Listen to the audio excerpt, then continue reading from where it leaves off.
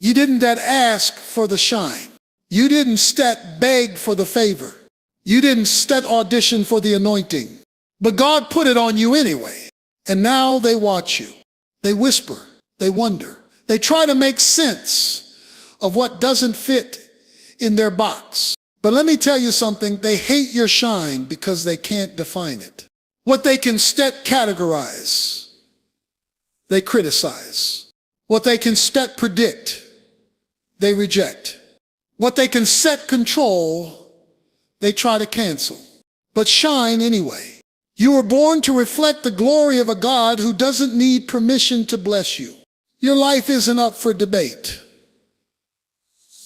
Your calling wasn't a conference call. You were chosen before you were ever applauded. You didn't ask for their opinion when you were formed. You didn't need their applause to be appointed. You were chosen in silence. Before they ever knew your name, before they ever saw your face, before they could ever place you into a category they felt comfortable with. That's what makes your presence disruptive. That's what makes your name difficult for them to say without gritting their teeth. You were selected without their permission, and now your very existence bothers them. Not because of what you have, but because of who you are. You were chosen without their approval.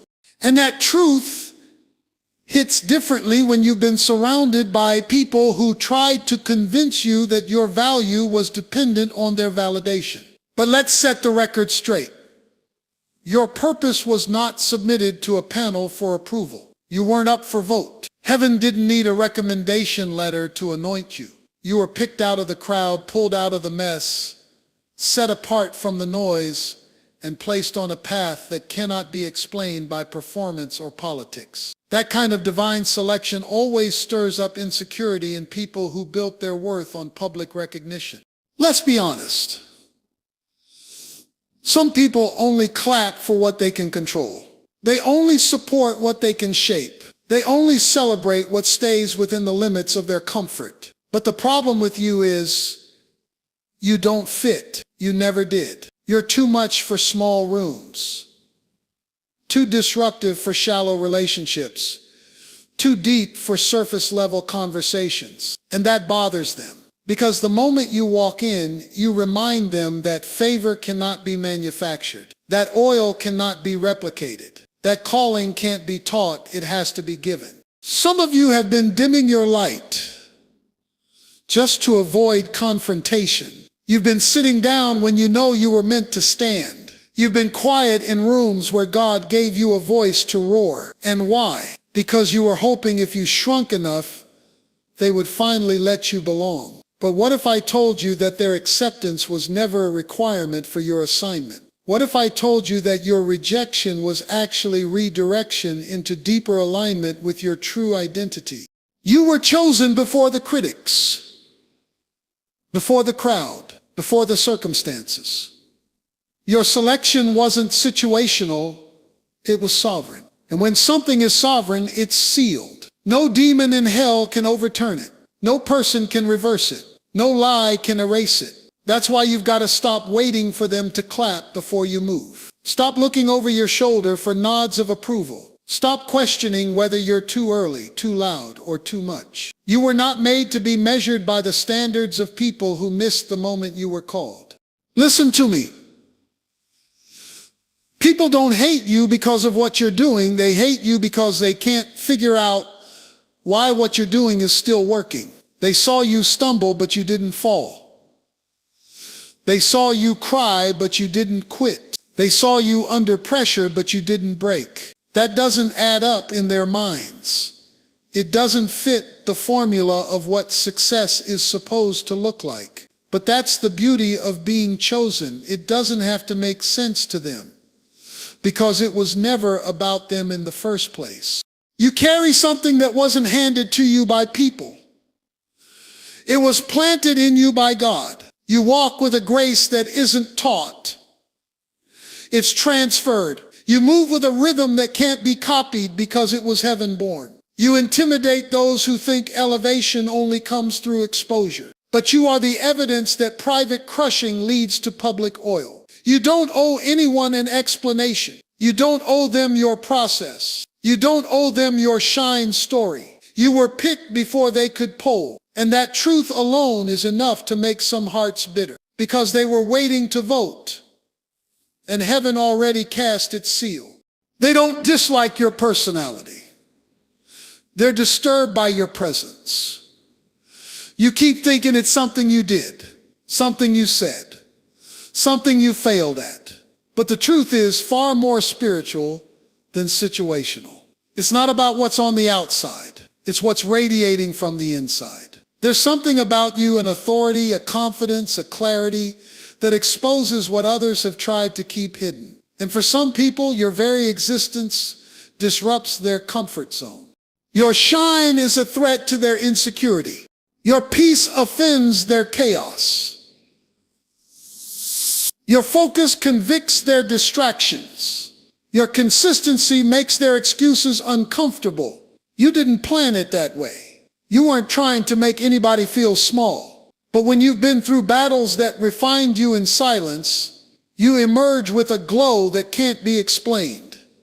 And some people don't know how to handle that. You remind them of the potential they abandoned. You reveal the healing they avoided. You carry the kind of clarity that pierces through their cloud of confusion. And that's why they keep their distance. Some people only feel powerful in rooms where everyone is broken. They don't know how to respond to someone who walks in whole. When you enter a space with conviction, with purpose, with quiet strength, they'll label you arrogant because they've never seen humility with backbone. They'll accuse you of being too much because your fire makes their flicker look like smoke. But don't apologize for what God has done in you. You didn't ask to shine. Life made you shine. They don't see the crushing that led to your clarity. They weren't there for the nights you cried yourself into courage. They didn't see the betrayal that built your backbone. They don't know the tears behind your boldness. But now that you carry the oil of perseverance, they're offended because your glow didn't require their green light. Let's be real. Your confidence irritates people who benefit from chaos. There are people who thrive when others are insecure. Your self-awareness unsettles them. Your boundaries make them feel powerless. Your growth convicts their stagnation. And instead of letting your shine inspire them, they allow their insecurity to fuel jealousy. You didn't take their light. You just turned yours on, and suddenly the shadows they were hiding in became visible. You want to be loved by everyone. You want to be accepted, embraced, understood. But purpose won't let you fit where smallness is celebrated. Growth won't let you stay where gossip thrives. When your vision gets sharper, some relationships will get shakier. You're not losing friends. You're shedding the weight of those who were only loyal to your lesser version.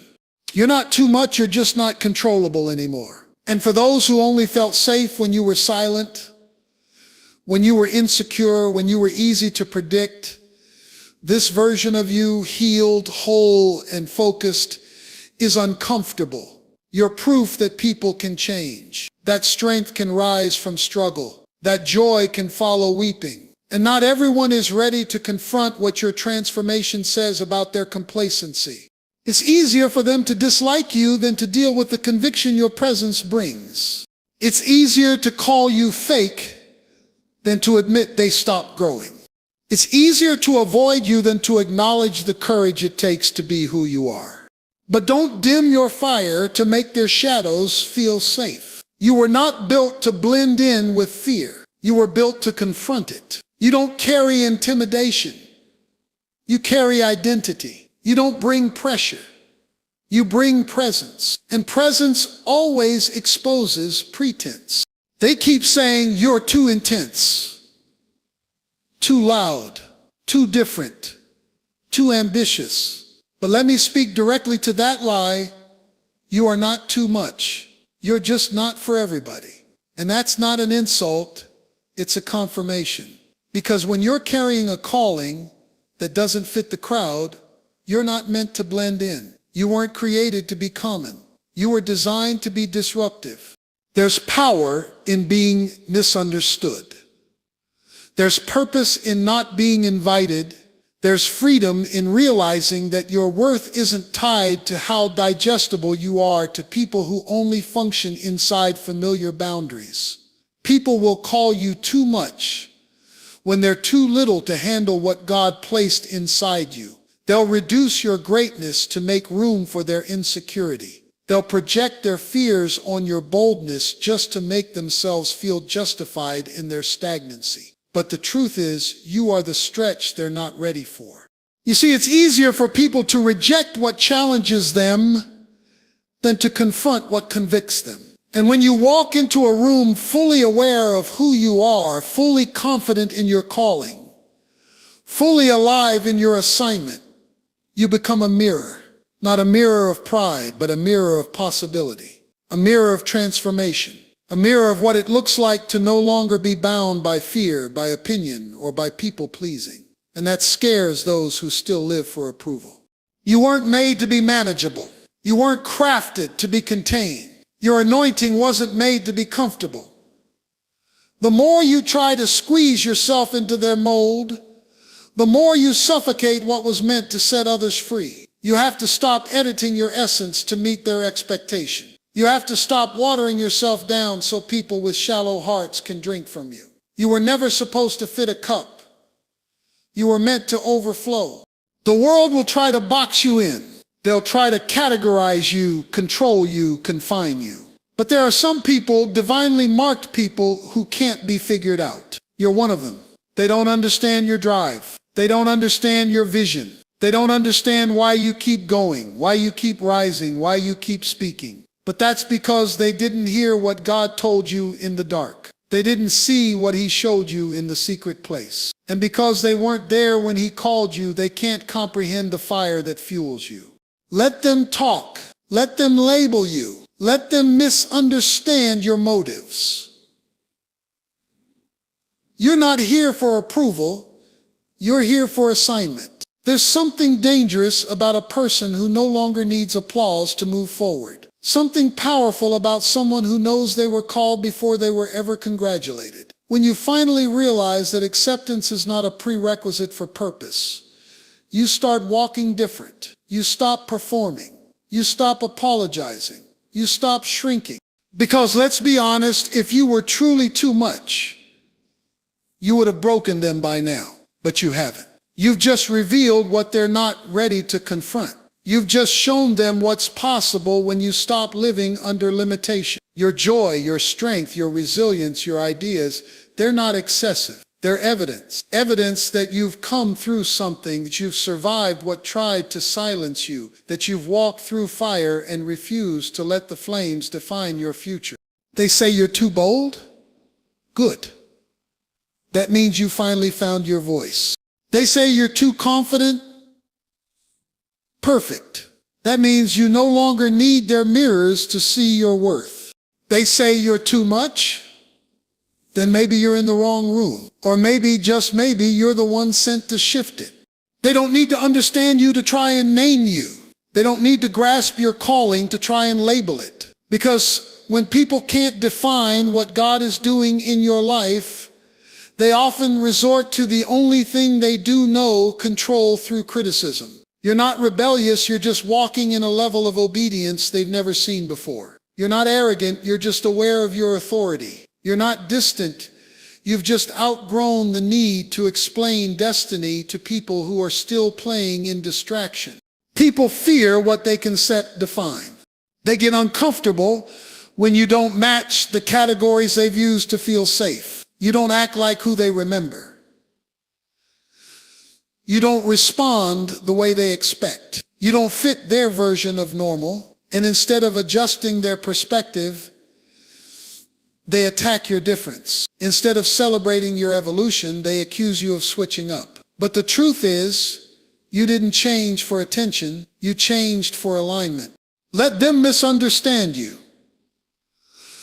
Let them twist the narrative. You are not responsible for being understood in rooms that were never built to hold your revelation. When the language of your life shifts, not everyone will be fluent. When your vision grows, your vocabulary changes. And when your vocabulary changes, People who haven't evolved will misinterpret your movement. But you weren't meant to stay where they could define you. You were meant to go where only heaven can explain what's on your life. There are people who are more comfortable with your past than your progress. Because as long as you're predictable, they can manage you. But when you start breaking cycles, walking in freedom, and moving with a clarity that doesn't depend on their opinions, they panic. Your freedom threatens their control. Your favor threatens their formulas. They don't know what to do with someone who doesn't need their affirmation to keep walking. So they call you disloyal when you finally choose peace. They call you fake when you stop people-pleasing. They call you cold when you set boundaries. They call you self-righteous when you no longer tolerate toxic patterns. But what they can't see is that you've outgrown the shallow space where people confuse your silence with submission. You're not being disrespectful, you're being delivered. You see, you were never supposed to be boxed in by the labels people gave you when you were still learning who you were. The version of you they're referring to no longer exists. So when they try to define you by who you used to be, understand it's not about you, it's about their inability to evolve. You've moved forward, but they're still clinging to the outdated image of you. They felt comfortable controlling. The reality is, when people can't define your destiny, they will often try to distort your character. They'll turn confusion into a conspiracy. They'll twist your growth into a threat. They'll weaponize your transformation as rebellion. But don't let that distract you from your assignment. You weren't born to be explainable. You were born to be undeniable. You weren't created to be acceptable. You were created to be uncontainable. You don't need to correct every misconception. You don't need to fight every rumor. You don't need to water down your purpose to make it easier to swallow. The ones who matter will discern it. The ones assigned to your journey will recognize it. The ones truly sent to walk with you won't need a press release to honor the oil you carry. Because what's real doesn't require a resume. It carries its own evidence. So while they're busy trying to find a label, heaven has already released a name over you that can't be revoked, distorted, or diluted. You are not who they say you are. You are who God called you to be. And no label from man can limit what heaven has ordained. They see the shine, but they didn't survive the storm. They admire the glow, but they never witnessed the grief. They're drawn to the oil on your life, but they have no idea how costly it was. What you carried didn't come from a platform, it came from pain. It wasn't born in applause. It was forged in affliction. Your shine wasn't handed to you. It was crushed, pressed, and produced through a process they couldn't have endured. That's why they don't understand it. That's why they hate it. Because what you carry exposes what they never had the courage to endure. Your shine was forged in the fire. Not the kind of fire that destroys, but the kind that purifies. The kind that breaks what needed breaking. The kind that strips away the fake, the shallow, the surface. You've cried tears they'll never see. You've fought battles they'll never hear about. You've survived nights that would have swallowed them whole. And yet here you are, not perfect, but powerful, not unscarred, but undeniably chosen. And it's the scars that make your shine credible. They think you're just lucky. They think you just showed up glowing. But what they don't know is that you were glowing while bleeding, smiling while grieving, standing while shaking. They see the result, but they have no idea about the process. They have no clue about the prayers you prayed when you didn't have strength to stand. The moments you almost gave up, but something divine held you together. The seasons you were silent, not because you had nothing to say, but because you were being refined in isolation. You didn't become who you are because everything went right. You became who you are because everything went wrong. And you refused to let it break you. You rose from things that tried to bury you. You healed from things that should have crippled you. You evolved through experiences that were meant to silence you. And now that you've stepped into the light, people want the shine without the sacrifice. But they don't know what it took for you to carry this level of clarity, confidence, and conviction. Let them talk about the surface. They weren't there for the depth. Let them envy the light.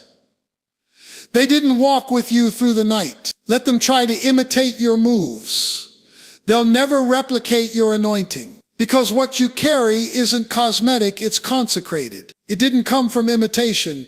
It came from intimate encounters with God in your lowest places.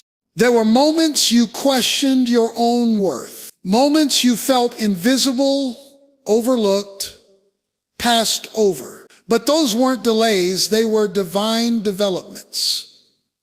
God was producing something in the pressure that comfort could never give you. Your anointing didn't come from convenience. It came from crushing. And now when you walk into a room, there's a weight to your presence that can't be explained by talent or training. It's the weight of survival, the weight of process, the weight of someone who's been tempered by fire and trusted with glory. You weren't just tested. You were transformed. And that's why you shine. Not because everything's perfect, but because you refuse to let the fire steal your faith. You let it burn off what needed to go. You let it refine what had to stay. You let it make you into someone that even you can barely recognize. Now stronger, deeper, wiser, sharper. And now that the glow has arrived, people assume it was always this way. But they didn't see the version of you that was on the floor praying for peace. They didn't hear the silence of your suffering, the discipline of your devotion, the agony of your becoming. That oil was expensive. That glow has history. That shine has been through something. It carries weight. It carries witness. It carries warfare and worship braided together into one unstoppable force. You think it's just a glow, just a shine, just a presence. But it's deeper than that. It's divine. That light on your life is more than inspiration, it's instruction. You're not just walking in purpose, you're paving the way for someone else. There's something on you that makes others believe they can rise too. You're not shining for attention, you're shining because someone in the dark needs a reason to keep going. Someone who's ready to give up is watching you, and your consistency is their confirmation that light still lives in the world.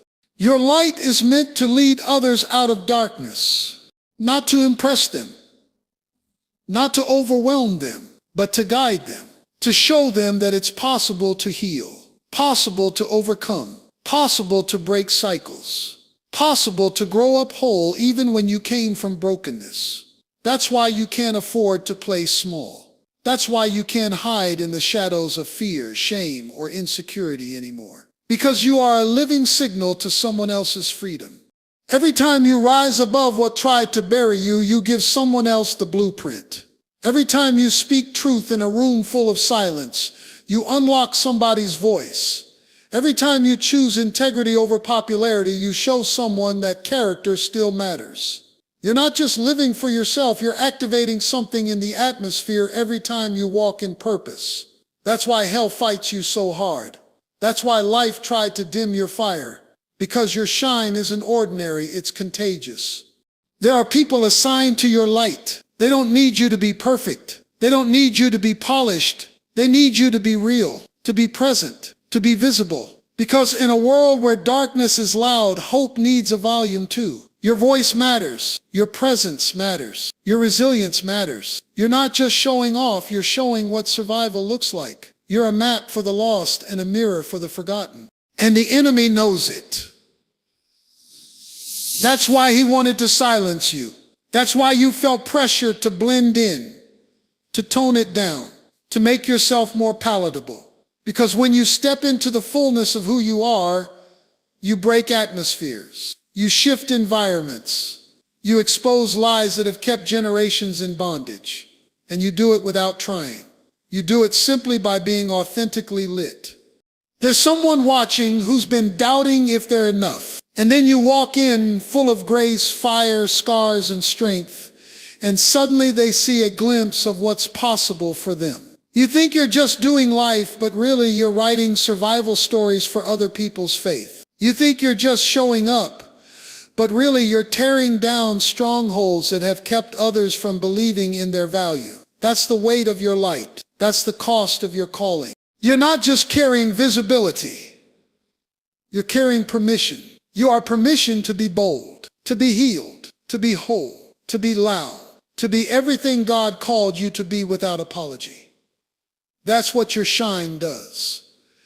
It says to others, if I made it, you can too. You are proof that God still raises the overlooked, still uses the broken, still anoints the misunderstood. And that kind of light is not meant to be hidden. You are the evidence that survival has a glow, that obedience has a fragrance, that purpose leaves a trail, and that glory, real glory, isn't about being seen, it's about being followed into freedom. Your life is more than a moment. It's a message that light still wins, a message that fire doesn't destroy the chosen, it reveals them, a message that darkness doesn't get the final word when someone dares to shine on purpose.